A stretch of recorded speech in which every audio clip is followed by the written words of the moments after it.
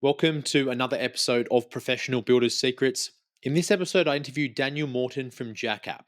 Daniel started out with a hammer in hand and in just 6 years built his residential construction company into a business completing over $70 million worth of work a year. Along the way, he discovered the key to scaling wasn't just hard work, it was having the right systems and processes in place. That journey led him to create Jackapp, a construction management platform built by a builder for builders. Keep listening to hear Daniel's insights on what it really takes to scale a building company. This episode of Professional Builders Secrets is brought to you by Apparatus Contractor Services. Apparatus provides full scope, end-to-end QuickBooks precision construction accounting and CFO services for residential builders. If you feel like you can't completely trust your weekly and monthly financial reports, or you feel like you're flying blind, Apparatus will rebuild and operate your QuickBooks accounting system and give you precision construction accounting capability you can trust. Learn more at apparatusteam.com or on the APB Rewards Partner Directory. Every good company's got great people behind it that probably go unnoticed. If you don't have good systems, it doesn't matter how good your people are. They can't do their job. Yeah, talk to me about that scaling journey from a few remodeling jobs all the way through to a $70 million company that runs without you. Was it all smooth sailing? We were landed in the middle of nowhere with no fancy tools. When I started, a lot of hand digging. We got to do everything. We were tiling, carpentry, roofing, painting. We even did air conditioning. That set me up to, when we started building, have that knowledge base to build the company. If you're having your staff have to ask you every day what to do, where to get stuff, you kind of know that the process is broken, right? The true test of ability of the company is if a mediocre person can come in and do a really good job. Generally, that's off the back of good systems.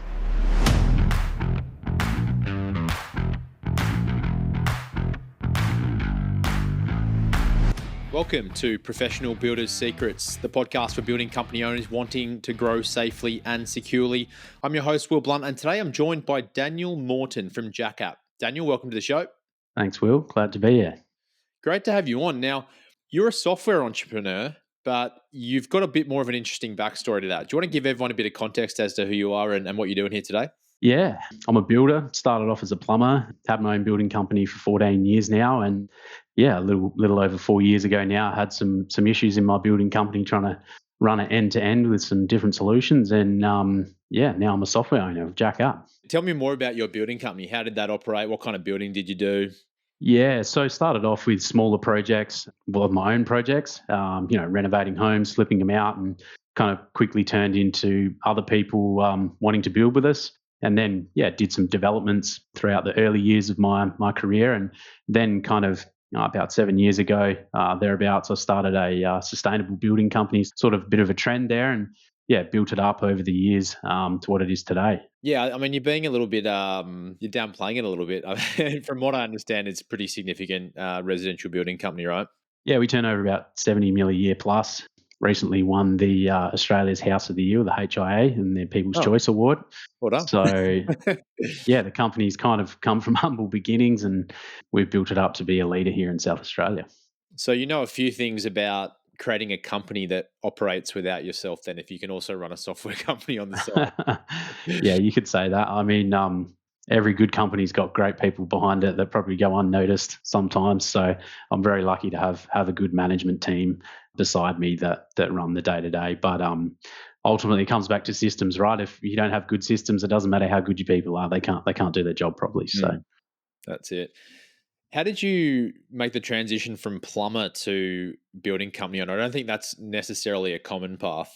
Well, I say plumber. I was a general builder as well. I did a lot of Aboriginal housing in my apprenticeship, where we were basically landed in the middle of nowhere with no tools, no fancy tools. It was excavators and hand tools when I started. A lot of hand digging, a lot of kind of improvising, and we got to do everything. We were tiling, carpentry, roofing, painting. We even did air conditioning. There were EVAPs out there in the land. So I guess when I started my building career, I definitely had that backing of the skill base to kind of be able to touch every point of the build. And that set me up to, when we started building, have that knowledge base to build the company from the back of it.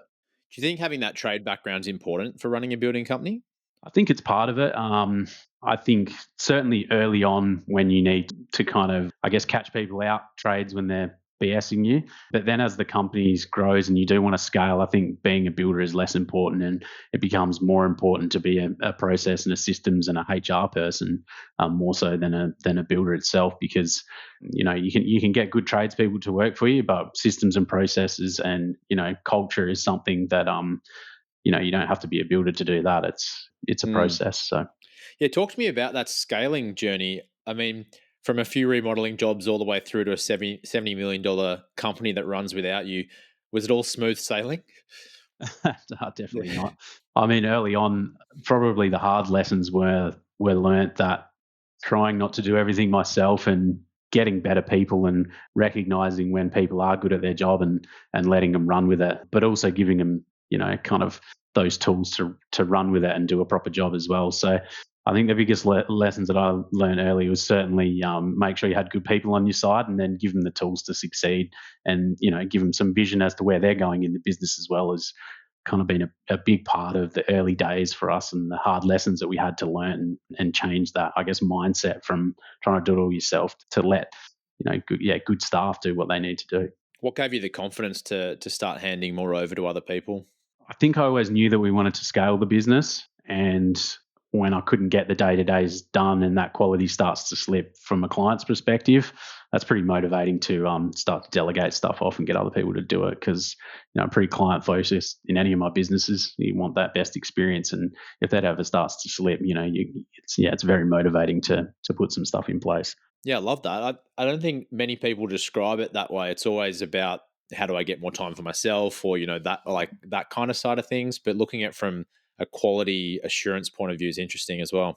Yeah, I mean, kind of the client experience and that end product that you put out is the end goal, and how you get there is a journey, right? So if you're not getting there in a nice fashion and a sustainable way, then yeah, stuff's got to change. So I think we changed a lot early, constantly. Like, there was a new process, a new system every month, every week, but eventually you kind of land on something that works and is repeatable. So I guess learned that don't rest on your laurels in those early days, to really keep pushing the barrel and changing stuff up until it was right.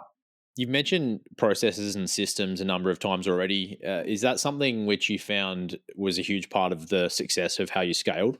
It was one of the main parts, yeah, 100%. So I always give a good example. If you have a really good staff member, we always want to hang on to them. But the true test of ability of the company is if a mediocre person can come in and do a really good job. Generally, that's off the back of good systems. So that's kind of almost a barometer for me. If you've got someone who's not an absolute superstar and they can come into your company and shine from your systems and processes, you've got it right.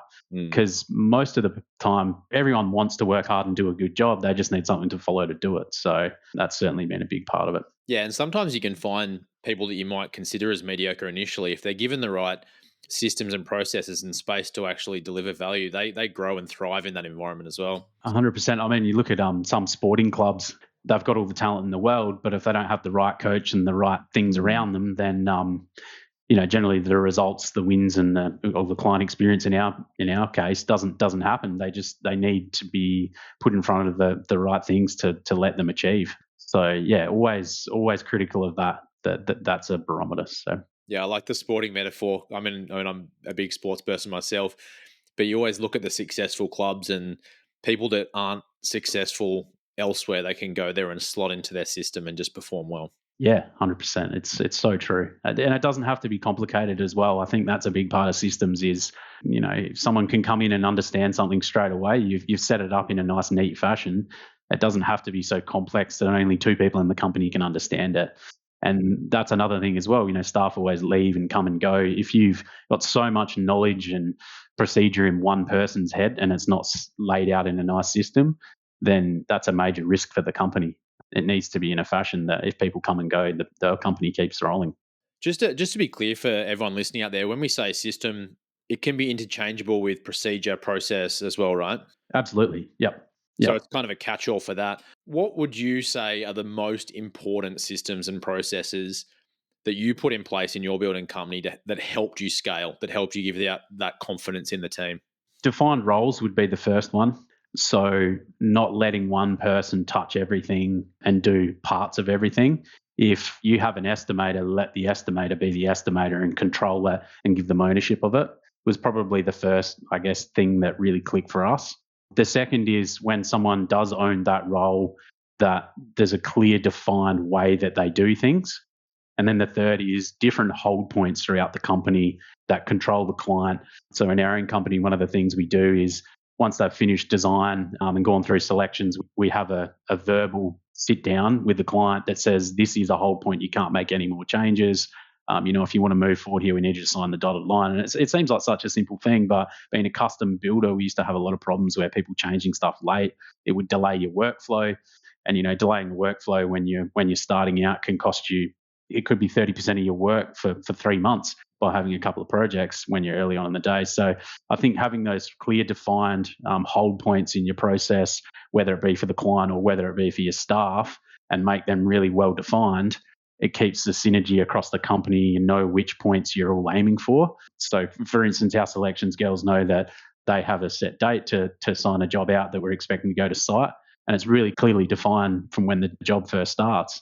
And then that helps everyone achieve a common goal. So I think just having everything well defined, nice and clear of where everyone's going in the team, it certainly helps those procedures work well, and they don't have to be complex. Yeah, talk to me about that complexity. How did you find the balance between making sure everything was super clear and that there was consistency across all the processes in the company compared to just having so much detail that it's just overwhelming?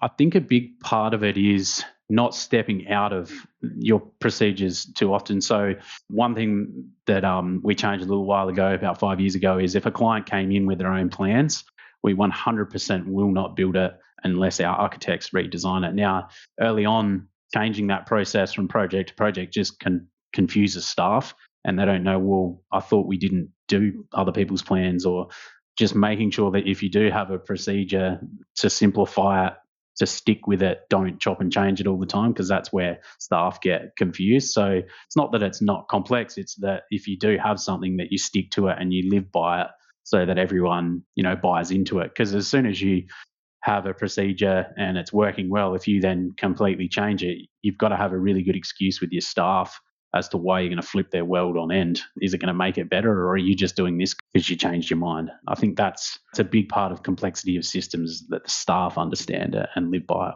Yeah, I guess, and then a bit of it comes back to training as well. Yeah, 100%. Onboarding people, training. So, sitting with other staff when they first come on board, give them a month of just sitting there, not doing anything with other staff, and walk through the systems and the procedures. Don't chuck them in the deep end too early is a big part of, new staff success of systems as well. Did you find that over time you were just building out system improving, or was it like a big bang situation where you built them all out at once? I'd say 60-70% of it was built out at once. It was kind of running chaos for a couple of years, just getting by. Sure, there's big builders out there that know that feeling. Yeah, it's not a nice feeling, right? And you go home at night and wondering whether you're making money, where your next job's coming from. So I think I consciously took an effort to sit down for a few months and build out a whole system that was going to capture a lot of those problems, and then the structure's there to then keep doing smaller refinements and tweaking it. And I've also found that as I've scaled to that kind of next level, letting other staff take onus on improving them as well, and then they get the buy into it. Yeah. It doesn't all have to be you making those systems decisions. Your good staff can guide that, because they're on the trenches every day. They know the little nuances that you need to solve. Have you read Systemology by David Jennings by any chance? No, I haven't. Okay. I mean, all the stuff. I must admit, I'm not a big book reader. No, okay. No, it just sounds, a lot of the stuff you're talking about is straight out of that book. He's got this concept called a systems champion, where it's basically enabling and empowering someone within your team to build the systems themselves. Yeah. Anyway. Makes sense. Side note. What impact did you see as your system started to be more documented and implemented within the business? Being able to scale with confidence and accuracy, that's probably the biggest effect I'd see. So, 1 year we grew 40%, and it didn't get as chaotic. We knew what metrics we had to hire with the processes we did. So, for instance, we have maintenance carpenters that, for the certain amount of handovers, we know what one guy can do. We've kind of tracked that over the years. So we knew that the 40% that was coming the next year, we had to get a guy 3 months before and take him on so that our handovers were done in a good fashion for our homeowners. But without that system of being able to see our forward workflow and knowing how many people we had to have for these amount of handovers, we wouldn't have been able to foresee that. So kind of seeing that workflow has been a big part of it. So is that, I guess, a part of the systems you built out, like being able to forecast effectively and all that kind of stuff as well? Yeah, that's right. So as soon as a job comes into the system, there's a predefined job program, whether it's in a lead stage or a job stage. And, weekly project managers and sales consultants are sitting in and adjusting those start dates. And then off the back of that, you can run a report to say, August 2026, this is the slabs we're going down. This is the resources we currently have. And then I'd sit with my CFO or my HR team and kind of figure out, okay, well, this is where we're going in 12 months. Have we got the resources at the moment? If we don't, what do we need to make sure we have those resources in 12 months' time? So having systems that show you where you're going just makes it a lot easier to forward plan because, building, you can kind of foresee things if you, especially a design and construct builder, because you've got the job in your pipeline, a year before you're constructing it. So it certainly does make it easier to be able to foresee and plan that workflow going forward. Definitely. You touched on the simplicity of systems being important. How do you go about making a system simple so that it kind of, I guess, a new staff member, like you mentioned, can just come in and implement, even if they may not be the highest performer, compared to supporting that, the longer term growth and making sure everything is as detailed as it needs to be? I don't think there's a simple answer to that, to a simple system, but I guess making things visual is a big part. Okay. I know in Jack, we've got like a pipeline view of our sales process, a pipeline view of our job stages. And off the back of those, when those stages change, we have automations built into the system that automate processes. So, for instance, when an estimate goes into manager to check status, the manager gets an email, as simple as that. But the staff can literally bounce into the system and see what stage that job's at. So kind of mapping out the stages of every section that you take within your process, whether it be in your sales, your job process, your estimating process, putting that into a visual pipeline within a system so that any staff member can kind of, I guess, take a look at that visually and understand the workflow of the job. So, we used to do that in files and folder structure within a laptop to show where the jobs are at, whereas now, we could have a couple of hundred jobs in the system and a new person can come in and see exactly where those jobs are at visually, not having to dig into data and spreadsheets. So, yeah, visually, I think it's a big aspect of systems. You've touched on something there, which I'm going to go back to the systemology book briefly because he recommends like looking at the customer journey essentially, or like your sales process from start to finish, because that's essentially the core of any business, right? And then looking Absolutely. at the key junctures in that. And to your point, if you're clear on the systems that support each of those steps, it's going to start to build the foundation of what you need. It's like building a house, right? Like Yeah. every builder knows you pour a slab, you put your frames up, you put your roof on, you put your walls on. Obviously, that's in the construction side, but everything pre and post construction has got a step and a procedure. And laying that out visually for someone to see, they, left to right or a linear fashion, most people can understand that. It doesn't have to be any more complex than that. But unless you define those steps and how you want that journey to go with your client and your jobs, then the staff member's got no hope. If they have to ask you every day, oh, what do I do with this job? Instead of logging in and seeing where a job's at in a certain point in time, it just makes it hard for staff to understand what the expectation is of them. Yeah, I'm keen to hear more about Jack. It's actually getting me pretty excited to think about how this all ties together. But before we do that, I've got one more question for you. If a builder's listening today and they're feeling a bit stuck, they're not really sure exactly why they're feeling stuck, but they've got aspirations to scale their company, all the things we've spoken about today in terms of making sure there's consistency of delivery of product, the margins are good, their staff are happy, all those great things that we've kind of, touched around today. What are some of the symptoms or signs you think would tell a builder that maybe their systems are a part of the problem or they're, inefficient systems? Touching data twice, I think, is a big thing. So having to copy and paste things around, doing double entry. I think that if someone can't log into a system and get an answer without having to ask you as a boss, then you've got a problem. The least amount of phone calls you're getting from your staff, that your systems are working.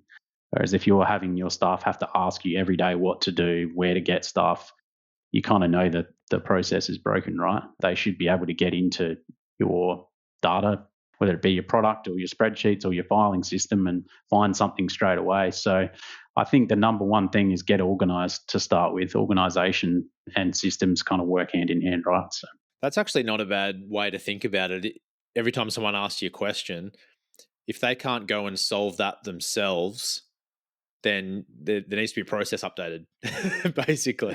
yeah, and I mean, and then they're running off your brain, and means you need twice the amount of brain compute in a day to get through your day, and then you end up being more stressed because you're having to think for everyone, and then you think they're all useless because they can't think for themselves. But in reality, it's probably your company and systems that's kind of making you feel that way. So if you're feeling that way, I think focus on the fundamentals. Like something even as simple as, where does the plans live? They always live in this folder, and if they're not up to date, they go in a superseded folder.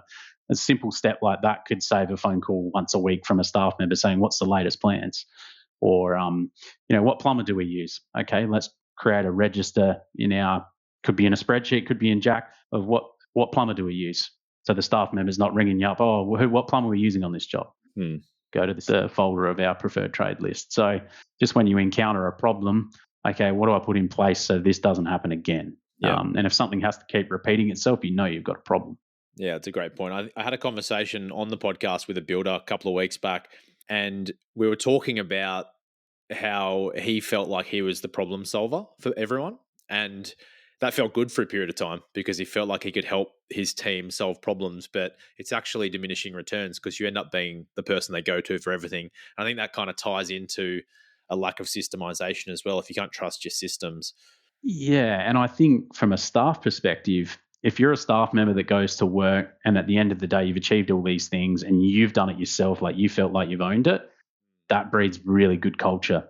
Whereas if you feel like you have to bother your boss every 10 minutes, you're like, oh, is he pissed off at me? I don't actually know my job.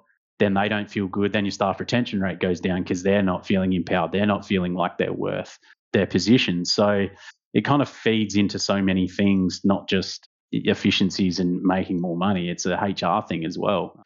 Because staff, although they might never own their own business, they want to own their career and own their role. And to do that, they need to be independent in their role. So if you can't provide them a system to do that, then you're kind of gonna fall over pretty quickly.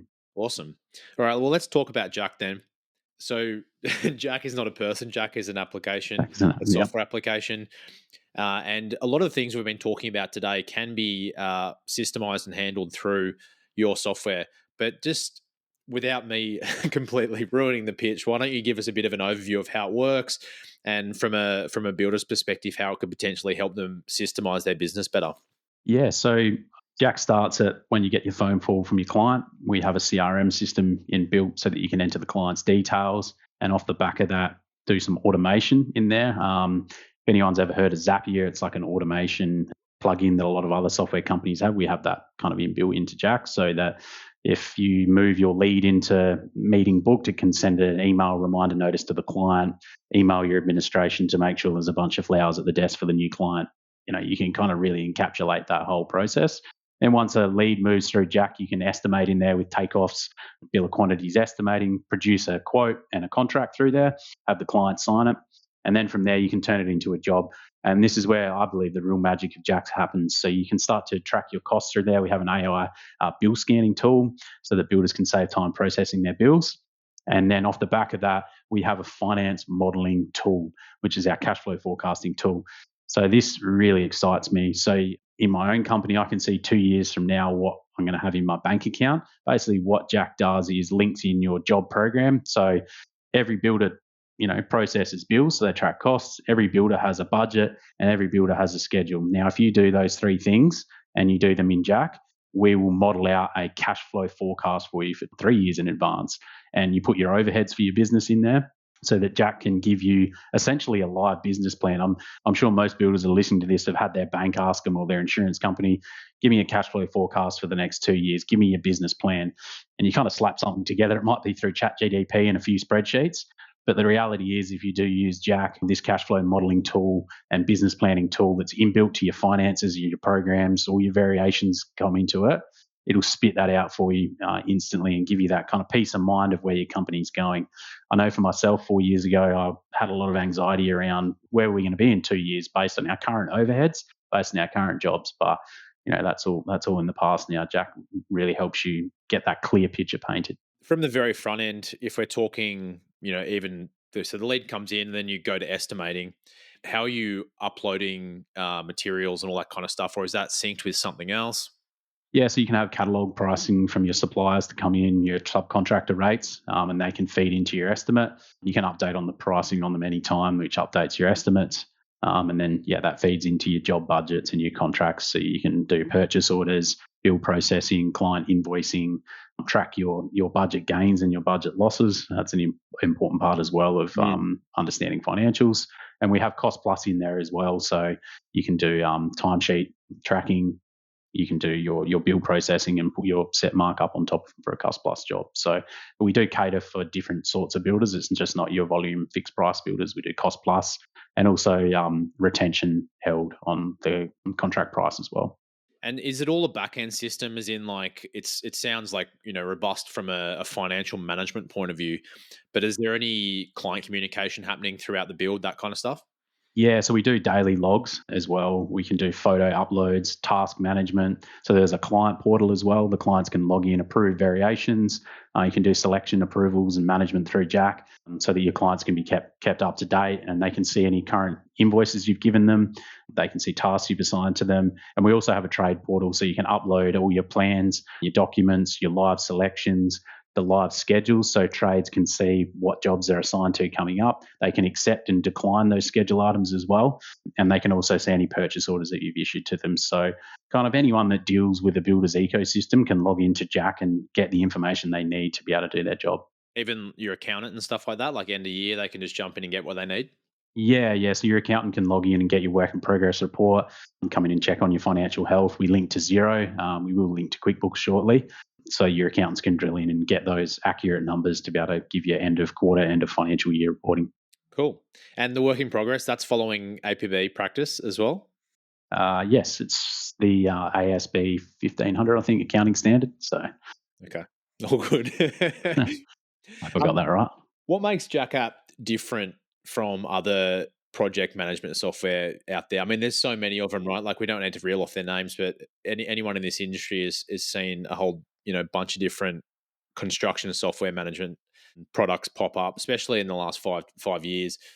What makes you different, and how have you evolved to make sure it's really usable for people? Honestly, I think it's the end-to-end solution. And I know a lot of people claim this, but from the moment you enter your data in the CRM to the moment you hand that client their home, everything that a builder would require is within the system. And, it's constantly been updated from feedback from our current builders, my own building company. I know myself having, been in the industry for so long, I know what builders need and what the fundamentals are to run a building company. So I believe that's sort of reflected in Jack, and you can tell that it's built by a builder, not a software company. How did you originally build it for your company and then just started to sell it to other people? Is that what happened, or? Yeah, that's right. So we built it internally, and then basically my competitors started asking me, what are you guys using? What are you doing? It's quite strange actually. A lot of the clients of Jack within Adelaide in South Australia are my current competitors. And it's become a little community. We all catch up and talk about reiteration with the software and how it can get better. And not that we tender on work against each other, but we certainly compete for clients. It's been good, like working with my competitors to drive a product that we're all going to use to create a better experience for all of our own clients and our own companies. Yeah, I think that's part of the ethos at APB. Is in, I mean, a lot of our community are builders from that are probably competing for jobs, right, in their own local areas. But it's not about that. I mean, it's about learning from other people and leaning on people that have made the same mistakes that you're about to make or you're going through, and all that kind of stuff, right? Yeah, and it's a funny industry, right? Builders are so open to helping each other. I think we just all know how hard it is to be a builder, right? And we all want to help each other through it and get to that other side of Yeah. running a successful company. So it's a great community to be in. I love it. I love talking to builders every day, helping them improve systems. Yeah, just building something that we can all use and grow our companies with. It's really I get a buzz out of it every day. It's great. I guess you got that mindset of like there's enough work for everyone out there, and it's upholding higher standards for the whole industry, right? So that there's better reputations for all builders and all that kind of stuff. Yeah, for sure. There's so much work out there. It's just yeah, we don't have to all compete with it. There's enough out there that we can all be successful. Cool. Well, best place for people to go next to find out more is jackapp.io, correct? Yeah, that's right. You can book a demo, sign up for a free trial. I do recommend doing a demo. Takes about half an hour, but it really encapsulates what the software does, and you can quickly see how it can fit into your business. And for APB members, you guys are a rewards partner as well. Yes, that's right. So there is a discount if you are an APB member. Yeah, cash rebate if they Cash rebate. Yep. yeah, that's right. Sorry, get that right. No, that's all good. Yeah, jump on the rewards directory and just search for Jack, and you'll find Jack app there if you're an APB member. But Daniel, thanks so much for sharing your story today. I mean, I've learned a lot about how you've got to where you are, and it sounds really authentic and interesting. I think for the builders out there that are looking for something to run their businesses more effectively, it would really resonate the fact that you've gone on that journey and built something for builders. So yeah, I appreciate you coming on today. No, thanks, Will. I've enjoyed it. Cool. Also, a thank you to our listeners wherever you are in the world. If you like the show today, please subscribe to Professional Builder Secrets on your platform of choice. And if you're feeling generous, leave us a review. But until next time, have a great day.